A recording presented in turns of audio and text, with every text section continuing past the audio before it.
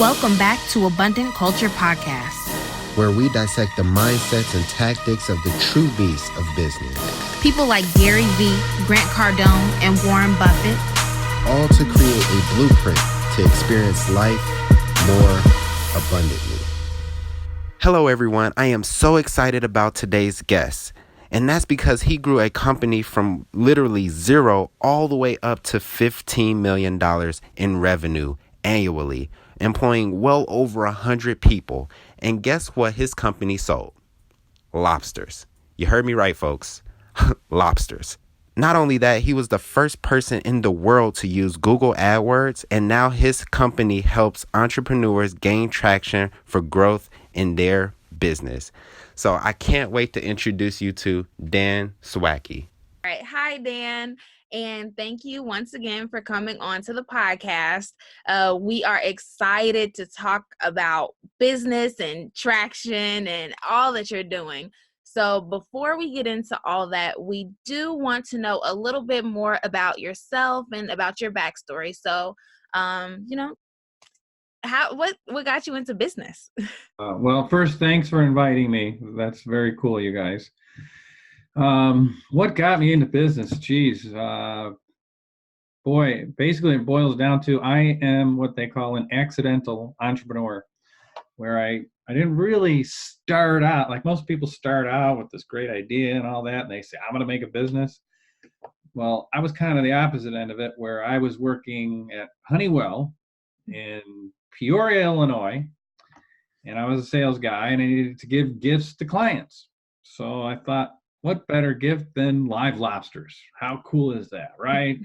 They're fun, unique, and memorable. And, I was taking people out for dinners for the holiday, and that was how I would thank them for their agreements, their contracts.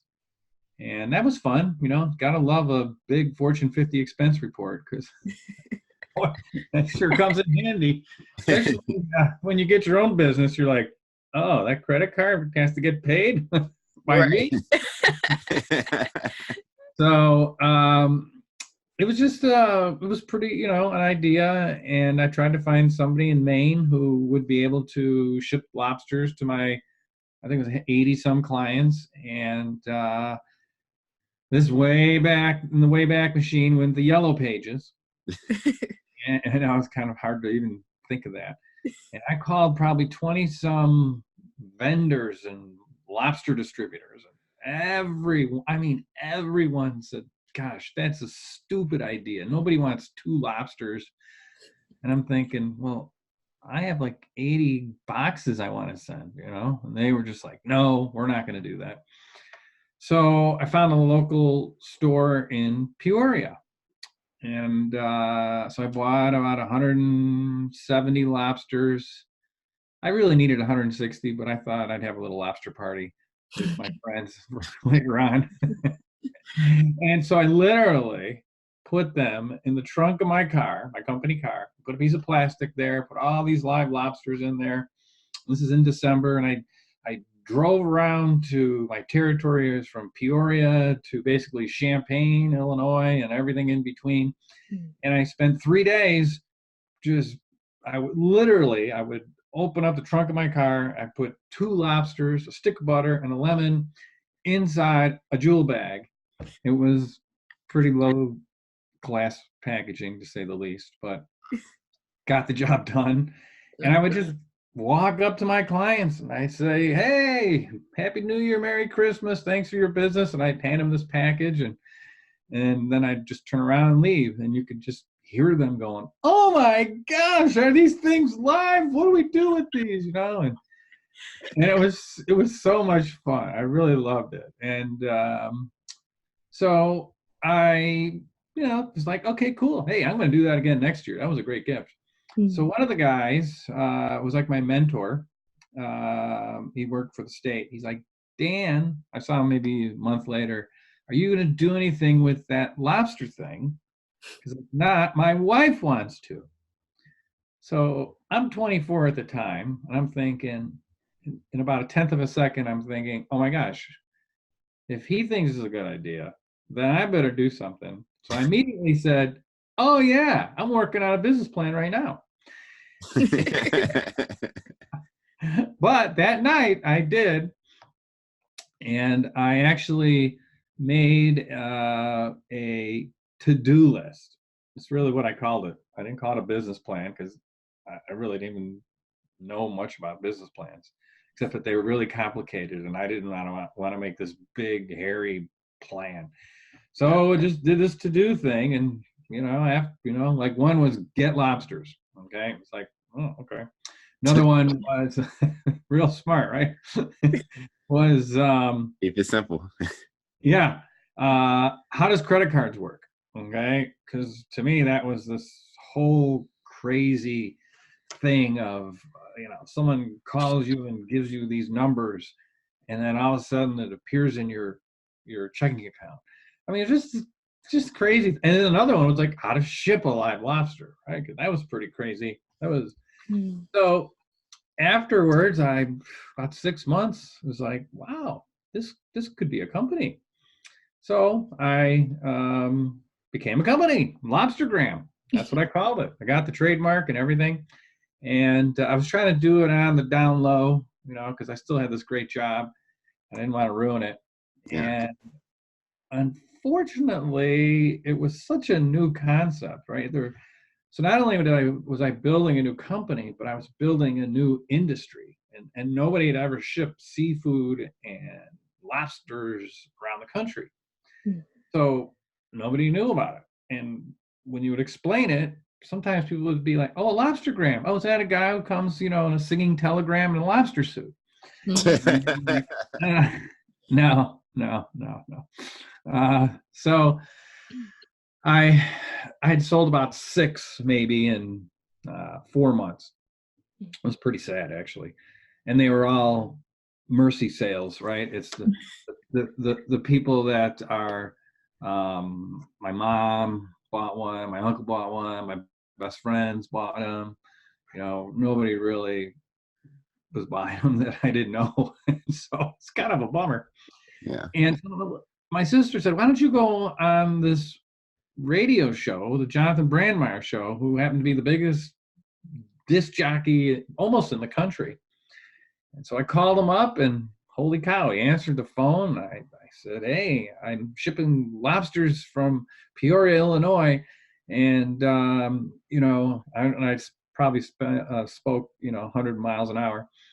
And I'll never forget, he goes, wait a second, you do what? And I go, I ship lobsters out of Peoria for a company I started called Lobster Gram. He's like, oh my gosh, can you come up on Friday? And, I'll give you a plug on the air. And I'm like, yeah. And he goes, and you got to give away 3 lobster grams. I'm thinking, wow, okay. So my boss, I didn't really tell him. I told the checkout board. I wrote on there, cold calls in Springfield, Illinois. And because I couldn't lie to him, right? But the checkout board, you could write whatever you want. And so I actually got on the show, and it was over 12 minutes. And at the time, I didn't know it, but the rate was $1,800 to 60 seconds. So the value I received was astronomical. And we ended up selling, 180 packages in 2 weeks.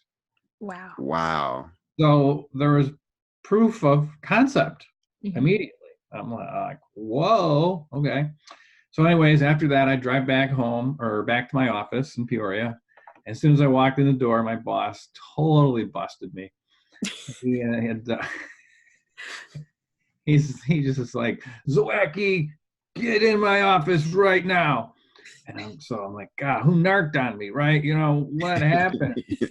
So little that I think about it was that the Chicago office of Honeywell is one of the biggest literally in the country. And everybody was listening. And I had told them that I used to work at Honeywell. Now I'm doing this. It was the first time I was ever on radio or TV, anything, right? So I'm so nervous. I don't even remember saying that. But anyways, So it turned out that my boss, his boss, was listening, heard me. And so my boss asked me where I was. And of course, I told him the truth. You know, I was in Chicago on the radio. And he was like acting really cool about it. He's like, well, how'd you come up with this idea? You know, once I kind of confessed that I lied indirectly, it was pretty cool. And I'm thinking, oh, wow, this is going pretty good. I thought I was going to get canned as soon as I walked in his office. And so we spent 10 minutes, you know, asking questions about it and how I started it, how I came up with the idea and all this. And he goes, wow, that's really interesting. He goes, I still got to let you go, though. You know, I'm like, wait, I mean, fired? He goes, yeah. He goes, you set a really bad example and you lied and you told everybody that you quit your job. Mm. And I was like, yeah, guilty. So I'd never been fired before. So it was a drag. Yeah. To say the least. And I was making a great salary, company car, health, all that stuff. So they gave me the box. I had to take a taxi home. I called my mom. My mom's like, oh, honey, that's okay. You know, she's like, you can have half the garage. I'll have, you know, your dad. He can park in the street. And you can have your old bedroom, and that can be your office. It's like, darn, that's a good idea. And so I left Peoria because I grew up here in Chicago anyways, and I was getting tired of it down there. And that's how I started, you know, and literally I had $1,000 that I had saved up. And, you know, literally over the next 30 years, built it into a $15 million company. We had 120 people. We were shipping I think we peaked at 132,000 packages in 1 year. Mm. And one of the things that I was really good at, luckily, which was really one of the success factors that I found, was finding the market and how to communicate the value quickly. And that really was through PR on the radio. So I said, hey, if it works, you know, on that show, I'll call this guy. I'll call that guy. So literally that's what I would do, is I would call radio stations and trade them Lobster Grams to get on the air. And sometimes they'd put me on for a couple minutes. Sometimes one time I was on for like 45 minutes in studio, which was kind of strange. But that would have been expensive if they would have charged. Oh my gosh, would have been outrageous. And so then I started calling, oh my gosh, the Wall Street Journal. We started going on QVC. I met Rachael Ray. She was doing a show there. Told her what I was doing. She's like, oh my God, I love this. Next thing you know, we're full page ad of one of her favorite things for Christmas. Nice. Wow. And Oprah turned out to be a customer, and she actually put a whole full page ad in her magazine. I don't know if you remember magazine. Mm-hmm. Yeah. And so, gosh, we were in Time magazine, all these different websites. The Tribune, of course, picked it up. The Wall Street Journal. I mean, it was just, when the PR wave goes, it is just a wave, and you just ride it out because you know it's going to end at some point. Yeah. And it's crazy that, like, you know, we're talking about that right now, because nowadays, like, we have social media, and you didn't have social media back then. And like, you were able to grow so much without social media. Well, yeah, then all of a sudden this thing around 95-ish called the internet comes along. And I remember, I'll never forget, my dad's like, he goes, you got to get on this thing. It's called the World Wide Web. Like, what? Yeah, it's www. And I go, but that's just another scam to take, you know, steal marketing dollars, right? Because I had to get them. And he's like, no, this is the future. He goes, people are going to buy Lobster Grams on their computer. And I'm like thinking to myself, who's going to buy a lobster on a computer? That's crazy. And he goes, just go get the URL. I'm like, what? Yeah, it was so cutting edge. I feel like such a schmuck. And so I got Lobster Gram, and it was a great thing. I ended up buying just a ton of URLs too. Kind of just did a little side businesses with those things. And it was crazy. And then Google came around, right? And it used to be free, right? Remember, Google used to be free. And so my marketing guy, Jim, just a total geek, he's like, there's this Google AdWords that's coming out. He goes, we got to do it. And it's where you pay, to get, in front of people, where they'll like type in the word lobster, and then they'll go to your site. And I go, well, they do that anyway. And he goes, yeah, but that model it's not going to work forever, right? It's going to be a paid subscription at some point. It's like, okay. So we bought the term lobster for a nickel. Wow. Yeah. And it turned out that we were actually the first company in the world to buy a Google AdWord. Not just one of the first, but the first. Wow. Yeah, which is pretty cool. Mm-hmm. I actually carry that in my little briefcase because most people don't believe that. But I actually have the internal documents from Google that they sent me, because we did a little thing for the 10th anniversary of it. So that was cool. So, it's like one of the experiences that I have to share is you got to know, like if I would have not listened to my dad, I would have been, so far behind. But I was like, okay, I'm going to listen to my dad, right? Mm-hmm. And I think that's the thing, entrepreneurs, the good ones, is they realize they don't have all the answers. Yeah. So, yeah, for sure. I'm not the smartest guy in the room. Mm-hmm. I'm pretty lucky, but I also work my ass off too. And that always helps. And a little luck never hurt either. That's for sure. Yeah. Definitely. We got all use a little bit of that. So how did you go from the Lobster Gram to your current business? So the current business I do is I work with entrepreneurial companies, and I help them really 4 ways. And that's become more profitable, build an actual structure in their company, have more free time, right? Because as an entrepreneur, forget about free time. Right. Right? Yeah. And have fun, right? Because if you can't have some fun doing business, you should probably find a different business. Mm-hmm. So I have this, I read this book right here called Traction. Yep. And the one I sent you guys. And this is like about 2000, maybe 15-ish or so, 14-ish, I don't know, somewhere there. Because I was kind of hitting the ceiling at Lobster Gram. I've been doing it for 7 years, and I was losing some of my passion, and just things weren't working. And someone gave me this book. It said, read this book, it'll help you out. So I read this book, and all of a sudden I was like, holy guacamole, there's actually a system to run your business on, as opposed to just having a meeting for sales, having a meeting for operations, have a meeting for customer service, have a meeting, right? Mm-hmm. Right. So there's actually this framework. It's called the Entrepreneur Operating System, and that's what the book is based on. And so I actually read it again. And literally that book did change my life. And so I did worked it, kind of what they call self-implemented it, and did a really bad job, because it's really hard to run your company and implement an entire system that really just changes it.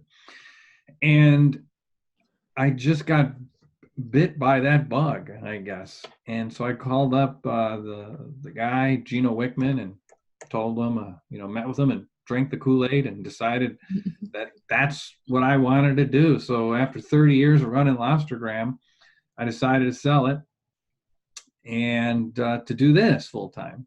Because quite frankly, too, I was getting sick. I had 120 employees. I had millions of dollars of line of credit. And of course, a perishable inventory, not just Yeah. perishable, really perishable. Really sure. Yeah. Live lobsters, holy cow. And so all those things, and I just felt that in my heart, I have just so much more to offer to other entrepreneurs and that I could really help them. And so I went to boot camp. I passed all of the tests and things. Of course, after 30 years of the good, the bad, the ugly, and the really ugly mistakes, right? You're kind of halfway there. So I'm one of 250 professional EOS implementers in the world. So it's a pretty elite group that we do, and it's all based on helping entrepreneurial companies. And I really found my second passion in life. I loved Lobster Gram. It was fantastic, but let's face it, 30 years is a pretty long time. So I was getting a little burned out. Yeah. And now I love it. I've been doing it for about 2.5 years now. My clients are just great people. I really enjoy working with them. It's kind of one of my new things is I just don't work with people that I don't want to work with. Yeah. I almost said the A word, but I won't. We know what you mean, though. Yeah. I mean, life's too short, right? Yeah. Now, 20 years ago, I was like, hey, if your credit card goes through, I'll be your friend.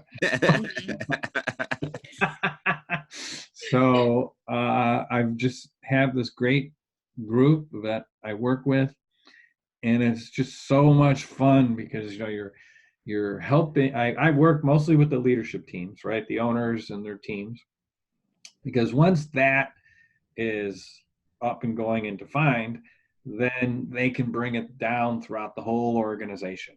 And that's what we do. We bring it down. But you got to start at the leadership team level, because if they're not all together, the same vision, and they all have accountability and discipline in the organization, and they're all having fun, they're healthy, right? Which is crazy. Most people they don't really think about that in their business. That's the other experience I have is people always are worrying about being smart. Hey, go to a webinar, go get a master's degree, go do this, go to this trade show. But they forget about great teams also like being around each other, right? A healthy environment. It's so obvious, but I've seen so many teams where I've been in some pretty wild situations in some of my sessions.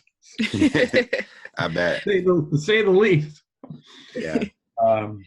But that's kind of what you're trained to do, is to facilitate those tough decisions. And, it's not always fun, but, you got to get it out.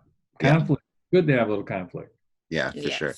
So knowing the information that you know now from the book Traction and all of the things that you've done, what are some of the things that you might do differently if you were to, I guess, go back in time and do Lobster Gram all over again, or talk to your younger self on, how to run a business maybe more efficiently? Yeah. Well, that is a interesting concept. And I think my first answer would be to hire people based on your culture, right? Every company has a culture, whether they realize it or not. They have it. Maybe they haven't articulated it or defined it, but they do. Yep. I would define that, what your culture is, maybe 3-5 words. And never, ever, ever hire anybody unless they fit your culture. And I would, when you're growing, you'd be like, oh yeah, that person's really nice. Oh, they got a good degree, whatever, but they did not fit our culture. Yeah. Right. So that's like the right people. Yeah. The other thing that I did that I would never do would be to just hire people without, we call it an accountability chart, but you call it an organizational chart. making sure they have an actual seat before you hire anybody, and define the role, whatever that seat is. Because I remember I'd meet somebody and I'd be like, oh my gosh, they would be awesome. They'd be great for Lobster Gram. Boom, I bring them in, right? And the onboarding process was just like, okay, there's your desk, there's your phone. What are you good at doing? Okay, you want to do sales? Are you good at operations? It was just haphazard is what it amounts to. So yeah. I would definitely, those two things is making sure that people fit your culture, and that don't hire them until you actually have a need for them. Yeah. Because we were growing at 20%. So a lot of times I always tried to be a little ahead of the curve, and it was cost me a fortune to do that. So those are, probably the two biggest things, besides literally there's a few different operating systems that you could run your business out of that are out there. I prefer EOS. I've checked them all out, and to me that was the easiest and the best, and it's dynamic.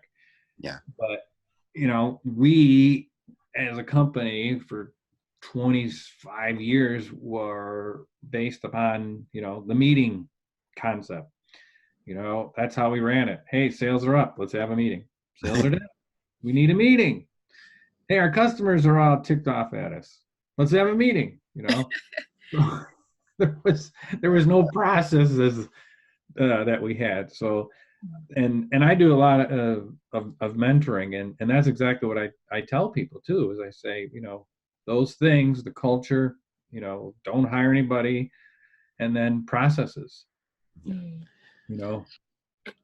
Write them down so everybody follows it, right? Because there's nothing worse than someone doing it this way, and then the other person does it this way, and then another person does it this way. It just creates chaos, and your customers get treated differently, and it costs you a fortune in operations, which costs you money in the long run, and it's just takes the fun out of it too, because everybody's fighting with each other. Sales and marketing. Hey, why'd you sell, that? And operations is like, oh my gosh, how are we ever going to do that? I know, I was the sales guy, so I would just sell anything. Yeah, for sure. So you said that you didn't have any processes before, like in your last business. So did you have like any strategies that you used to scale your last business, or was it pretty much just like, you just went with the flow kind of thing? Well, honestly, it's probably more go with the flow kind of a thing. For about the first, oh my gosh, I hate to even admit it, 10 years. Seriously. You're really good at going with the flow, though. Yeah. But at the same time, going with the flow, I was also there were some processes in there. Maybe not totally defined, but literally, it took 10 years to get to our first million, okay? Which is pretty amazing deal. And then we started putting processes together. Yeah. Where everybody followed it the same. And literally 2 years later, we doubled the size of the company. Wow. So I was like, oh, that really works. Yeah. And I just was really great at sales. And one of the things that I learned too that I would do different is realize that sales hides a lot of the evils and the things you do bad in your company. Yeah. Which, you're just like, well, everyone's going to make mistakes, but yeah, some are avoidable, but hey, I was a sales guy, more sales, take care of it. Yeah. Sales cures all, definitely. So would you say that when it came to like hiring people and onboarding people, that would you say that now that them fitting with the culture would be more important than the things on their resume, or are they equally important to you? Like, what would you say in importance would be like best when it comes to hiring? Is it the culture, or is it like what's on the actual paper? That's a good question. I could tell the answer: culture. And the simple reason is I can't train someone to act differently, right? I Yeah. can train them on skills, but you can't train their attitude. And we've all run into those people. I mean, and there's some great people that are like professional interviewers out there, right? And Yeah. so they're amazing, right? And then all of a sudden they get in your company and they're great for 30 days. And then 60 days later, you're like, oh my gosh, how did I hire this person? It's because they didn't fit your culture. Because you Yeah. can train people to do the job. We have a thing that we call it get it, want it, capacity to do it, right? So they have to get the job, right? Yep. You have to want that job. It's not just about the money. You just can't throw more money at them. They're going to want it. They either want it or they don't, right? And then the capacity too is really that mental part of it, right? Do you need a certain skill set to do it, right? And again, I always give a little leeway on that because you could train people for that if they have everything else. Yeah. Culture to me is the key to growing your business and making it successful. And to kind of get back, to your question, that is to me the number one thing at Lobster Gram. I wish I would have just done culture, hired everybody based upon culture. It would have saved me so much grief and time. Yeah. Because every time you hire somebody, right, and they're the wrong person, oh my gosh, how much time, how much money it's probably $100,000 if you think about it. Yeah. By the time you then go interview and get the right person. Yeah, for sure. So are there like any questions you think are like that should definitely be asked during interviews to get like a good enough answer for you to know if they fit into your culture? Yes. I get that asked a lot. So let's say one of your core values, we call them core values, which build your culture, okay, is humbly confident. Okay. That's one of mine as an EOS implementer. I'm humbly confident. I know my stuff, but I don't, make people feel bad about it if they don't know it. I try and teach them, right? Yeah. So in your interview, if you ask somebody, are you humbly confident? They're going to go, oh yeah, definitely. Right. So Yeah. right. Yeah, for sure. You gotta I always teach, I say, you kind of gonna go around and say, give me an example of, when you taught somebody a skill, right? And then you can listen to what they say, and you can ask them to describe it. So you're getting to the point without coming right out and say, are you humbly confident, right? Yeah. Do the right thing. Okay. That's another one of my core values that I have, right? Because let's face it, sometimes it's really easy not to do the right thing. Sometimes doing the right thing is going to cost you a ton of cash and a ton of time. Yeah. But it always comes, no matter what, it always comes and bites you in the butt later on. So, just do the right thing. And again, ask a question or questions, multiple, right? Of tell me a time where, you did something that was really important to you. That might be a way to see if how they answer that question, do the right thing. So that's first of all, as an entrepreneur, you need to build your core values. Yeah. And I guarantee you, every entrepreneur, they have them. They're in their soul. They're in their gut, right? But articulating them is really, really, it's really hard to do. Yeah. I mean, I know a couple companies that I've just recently worked with. They told me that they've been working on that for 3 months. Wow. So, yeah, because they wanted to get it right. Yeah. And so they hired me, and within 2 hours, we changed all of them and gave them the real core values, because they had a bunch of aspirational core values. That wasn't them now. It's what they wanted to be.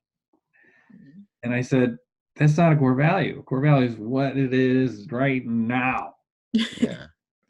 So that was kind of funny. Or one of them had their core value was integrity. Okay. Tell me a company that doesn't have integrity, right? Otherwise, you're not going to. If you have to tell people you have integrity, guess what? They're going to go, why would you have to tell me that you have integrity? Yeah. Yeah. And some of the biggest corporations in the world have integrity, as their core values. And I just laugh at them. I go, they must have spent $100,000 on some person to tell them, oh, yeah, we have to have integrity. Yeah. Don't use integrity. That's what it's. That's my word out there. Don't use integrity out there, all you. So what is the process that one corporation or one group of people might have to go through in order to figure out what those actual core values are? So it's a pretty involved exercise that we do. It takes from 2 hours to 4 hours. And the way I do it is I have the leadership team all together, okay? Mm-hmm. And I tell them to take out a piece of paper and just write it, or put a line in the middle, right in the middle. And on the left side, I say, write down the 3 people in your organization, if you're large enough, not in the room, or 3 people that you admire as a whole. Whatever it is. Could be an actor, could be a politician, could be their mom, it could be a friend, or whoever. And then sometimes there's people that are overlapped. There's a couple names that just come right up, right? Mm-hmm. And then on the other side, I say, list the characteristics of what makes that person such a great person. Okay. Then we step back and I write it all on the board. And there could be anywhere from 20 to 40 different characteristics. And then simply we just go down one by one. And at the leadership team level, we do what we call, a cut, kill, combine, right? You're on the whiteboard. And if some are the same, you circle them. And if some are just purely aspirational, just erase them. And it may take 2-3 times to do it. I mean, it's a lot more involved than I'm telling you right now, but it's a good way to. People actually, they could go to let's see, it's www.eosworldwide.com.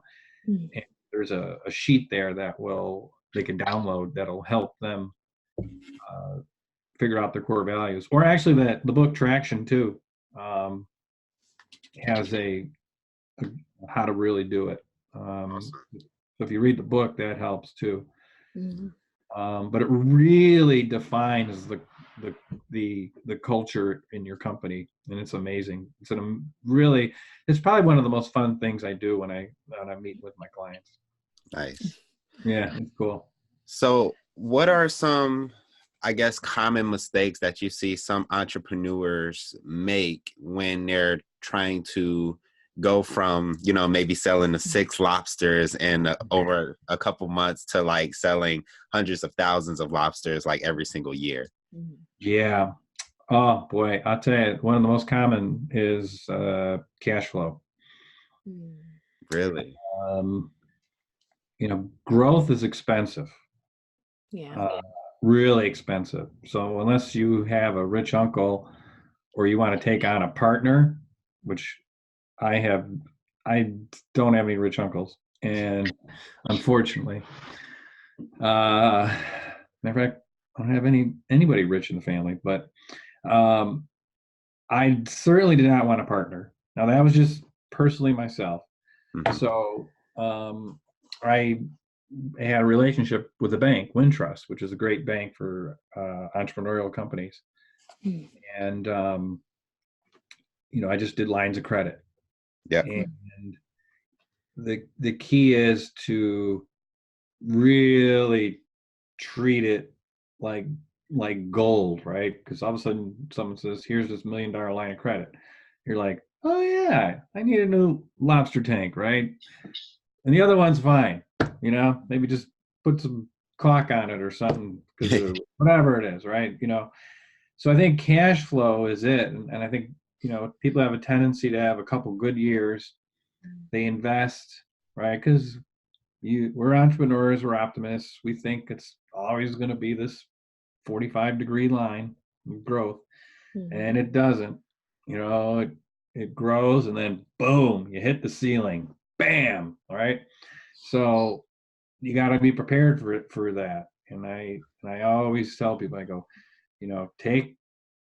take some money and just stash it away for that rainy day, because you know what, that rainy day is going to happen. And it happened to me several times, especially in 2008 and 9.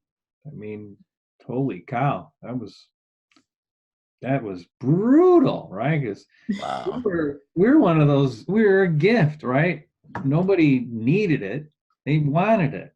And it was a high-end gift. Our average sale is $165, right? So you really had to like someone to give them a gift like that.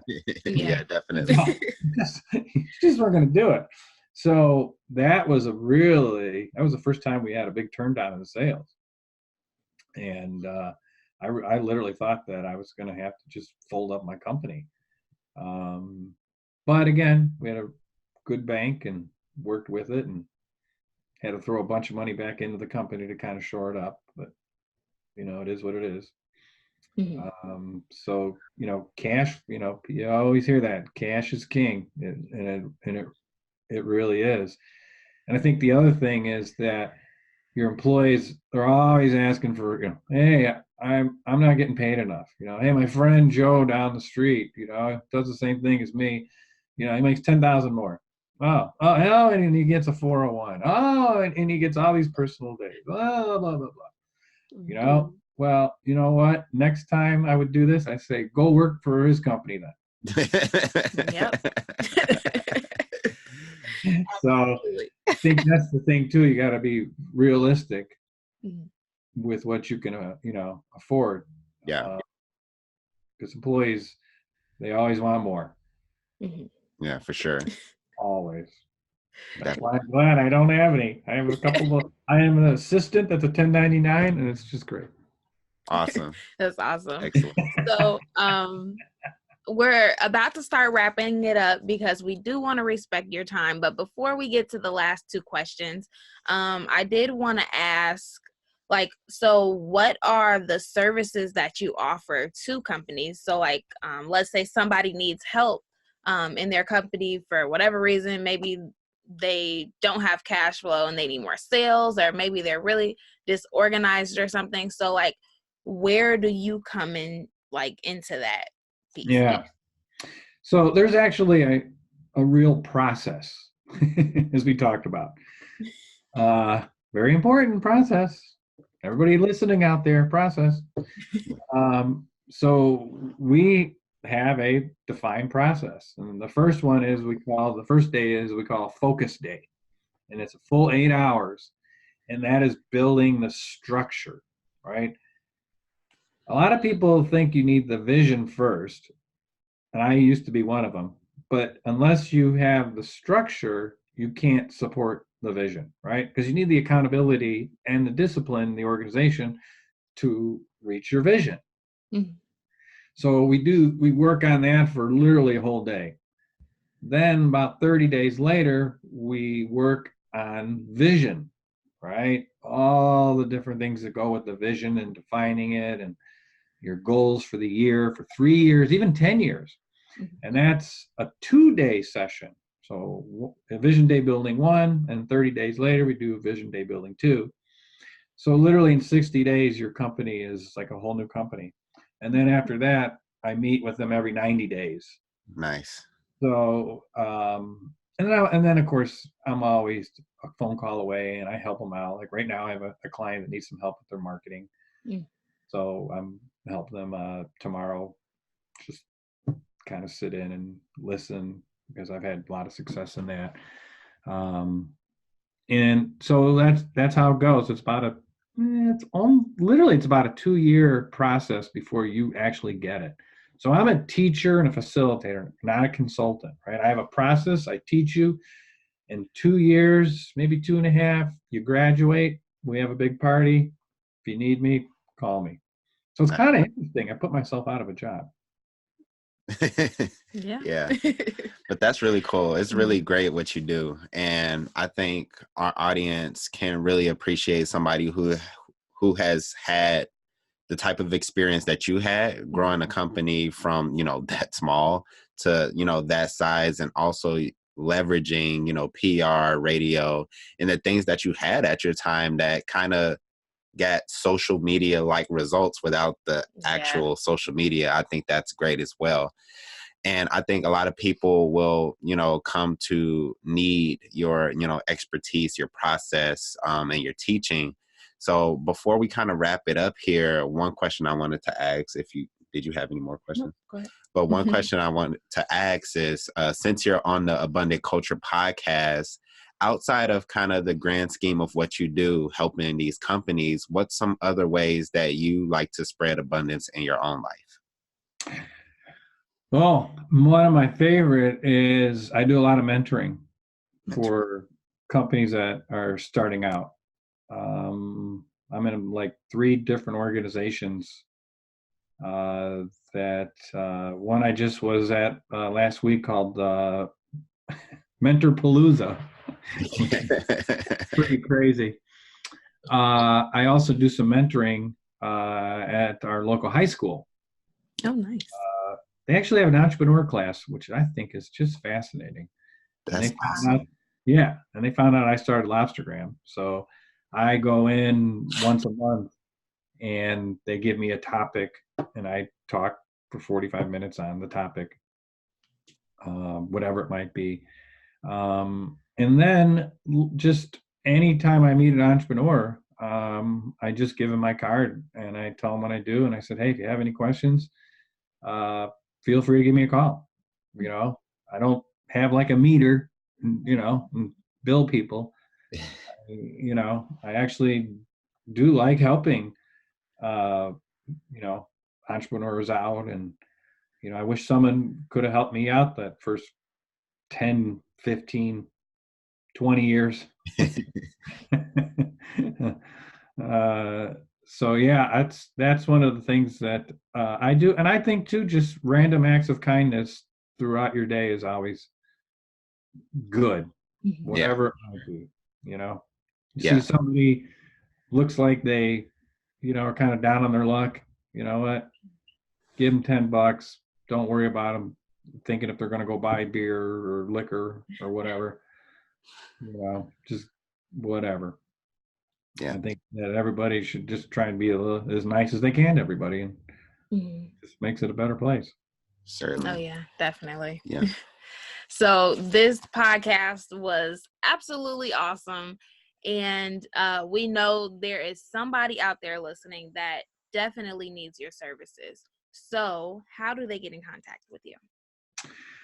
Well, there's 2 ways. There's one, my email is dan@tractionvisiongroup.com. I know it's kind of long. So it's dan@tractionvisiongroup.com. Or they can call me at 847-814-4123. Awesome. And that is actually my personal cell phone number. So don't wear it out. Make it a real call. Yeah, for sure. Well, I'll tell you, it's been a pleasure. I love what you guys are doing for entrepreneurs. I think that's really great on your part. And I'm just happy to be a small part of your guys' vision. So thank you. Thank you so much. Thank you for, grinding it out all those, decades ago, with your decades. Yeah, but and It is decades. yeah, but I appreciate that because I feel like people like you kind of paved the way for people like me. So we really do appreciate, what you've done. If even if nobody ever, necessarily thanked you for it because you were in business, you were getting paid, I still feel like that kind of made a path for people like me because I can call you and ask you questions about, PR and radio, which I've never actually worked with at all anyway. And I just think that's such a great thing. So we appreciate your experience and coming on to our podcast and helping not only our audience out, but helping us out as well. My pleasure. And feel free to call me or email me anytime, you guys. For We sure. will. Excellent. So that's all we have for today, folks. I hope you got as much value out of this as we did. Keep in mind, the only way we can improve is through constructive feedback. So remember to rate and review this episode. Also, you are not the only person that needs to know this super valuable information. So be sure to subscribe and share as well. Stay tuned for the next episode. And remember to always spread abundance. Peace.